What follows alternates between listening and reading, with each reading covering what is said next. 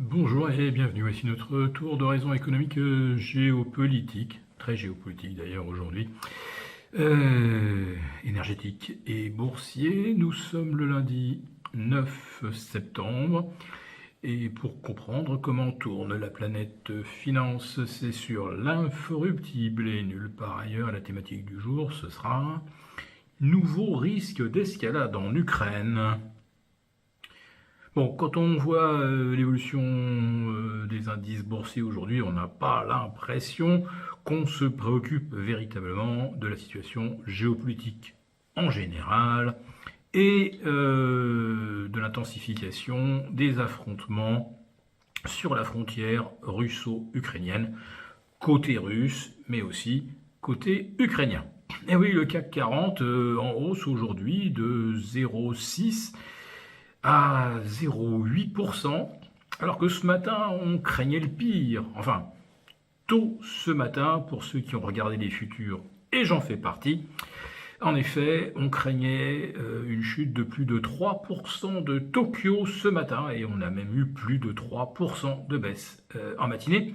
Et cela faisait suite à une chute de moins 6% au cours des 3 précédentes séances à Tokyo. Allez, ce matin, on n'était pas loin des moins 10 en 4 séances.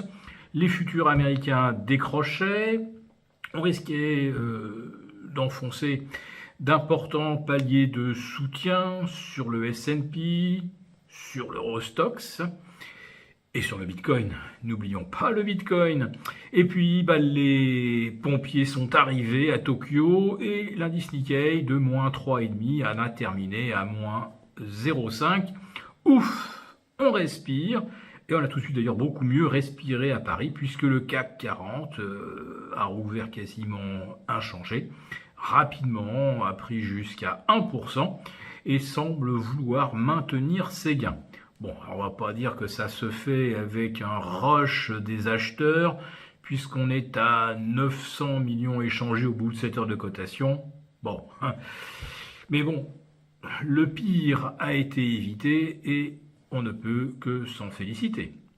Alors espérons également que le pire soit évité en Ukraine, puisqu'il semblerait que l'objectif des troupes militaires et paramilitaires ukrainiennes qui ont franchi la frontière russe, qui se sont emparées de 1200 km, je crois, de territoire russe entre Belgorod et Koursk, eh bien, le but ce serait de s'emparer de la centrale atomique de Koursk, étant donné qu'ils n'ont pas réussi à reprendre celle de Zaporijjia. Et ce serait donc pour faire chanter Moscou. L'autre évolution inquiétante, elle ne date pas de ce week-end, elle remonte en fait à une dizaine de jours déjà. Eh bien, figurez-vous que le chef de l'OTAN en Europe, M. Stoltenberg, mais également Joseph Borrell, qui est un peu le patron de la diplomatie européenne, sont maintenant tout à fait favorables à l'usage de missiles longue portée, enfin non, on va dire moyenne portée, 1000-1200 km, pour aller frapper des objectifs stratégiques sur le territoire russe. Sachant que la doctrine russe est que si l'on frappe ces installations militaires, et qu'en plus de ça, c'est fait par des membres de l'OTAN, c'est la Troisième Guerre mondiale, tout simplement. Oui, parce que c'est pas les opérateurs ukrainiens qui vont piloter les missiles Storm Shadow, Taurus ou d'autres qu'on mettrait à leur disposition. Il est évident qu'il y aura une coopération des Occidentaux et des membres de l'OTAN. Donc ça peut être très très chaud.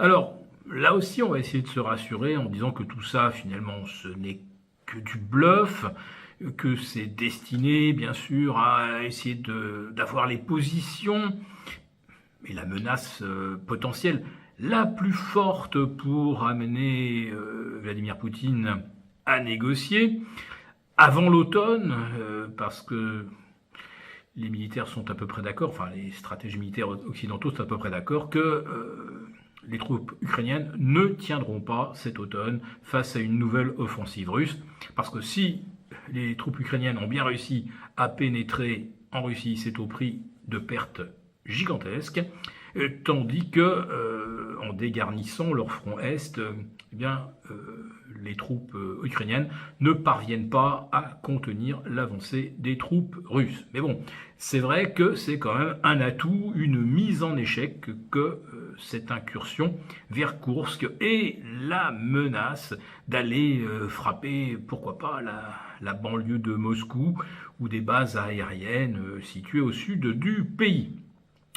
Donc pour l'instant, quand on voit l'évolution des marchés financiers, on se dit que on ne croit pas beaucoup à cet embrasement, mais il faut quand même rester très vigilant parce que un missile égaré et hop, on ne sait pas trop sur quoi ça pourrait déboucher. Pour vous remercier de votre fidélité, vous pouvez télécharger gratuitement en suivant le lien ci-dessous un guide complet sur l'achat d'or physique qui représente un investissement de choix en période économique incertaine et surtout d'inflation. Merci et à bientôt. Merci beaucoup d'avoir regardé cette vidéo. N'hésitez pas à réagir dans les commentaires ou à liker et partager cette vidéo si le contenu vous a plu. Et pour ne rater aucune de nos prochaines émissions, vous pouvez vous abonner à notre chaîne et activer les notifications. Et pour plus de contenu, n'oubliez pas que le dernier rapport rédigé par nos experts est accessible en cliquant sur le lien de description. On se retrouve tout de suite dans les commentaires et je vous dis à très bientôt pour une prochaine vidéo.